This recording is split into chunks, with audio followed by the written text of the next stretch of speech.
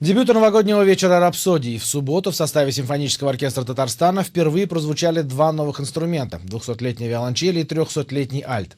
Солистом новогоднего вечера «Рапсодии» выступил молодой пианист, сын певицы Валерии Арсений Шульгин.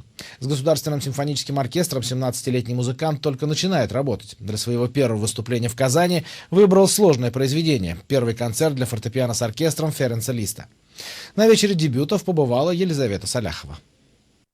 Спасибо. Скромной и благодарной публике за оценку. Таким в эту субботу запомнили казанцы молодого пианиста, победителя двух престижных международных конкурсов Арсения Шульгина. Сын певицы Валерии и продюсера Александра Шульгина, 17-летний музыкант, не уступает родителям в таланте. В музыке с 4 лет и уже определился со своими предпочтениями. Слушаю всю красивую музыку.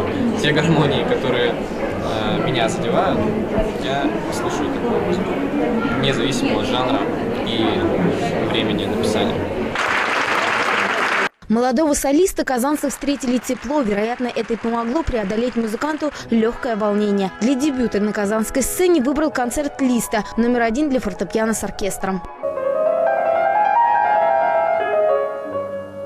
Такой оркестр – это, вот честное слово, самый лучший оркестр, с которым я играл, с которым мне выпала удача выступать. Мы друг друга нашли, и самое главное, что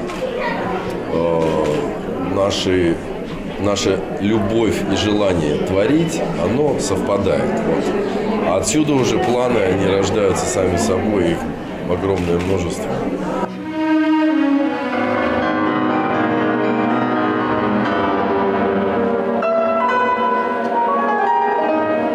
Поэмы Ференца Листа, испанская рапсодия Равеля, Испания француза Шабри и румынская рапсодия номер 1 Энеску. В этот вечер настроение в зале менялось от композиции к композиции. Торжественность, грусть и страсть. Шульгина интересно послушать, конечно, потому что молодой, начинающий.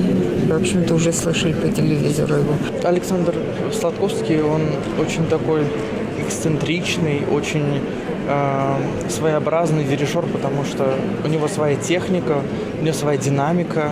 Новогодний вечер «Рапсодий» стал проверочным и для двух уникальных инструментов, которые не так давно появились в Государственном симфоническом оркестре. В этот вечер дебютировали ровесник Александра Пушкина альт скрипичный из Франции и 200-летняя виолончель итальянского мастера Джованни Далеза. 1831 год.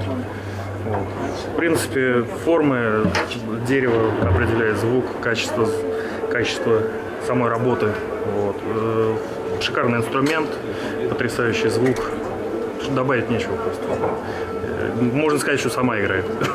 Чтобы разыграться инструментом, необходимо еще месяц ежедневной работы. Благо у музыкантов начинаются новогодние каникулы, и они могут посвятить этому время. Что касается подающего надежды Арсения Шульгина, то он планирует проверить себя на международном конкурсе Чайковского, на подготовку к которому осталось 3 года.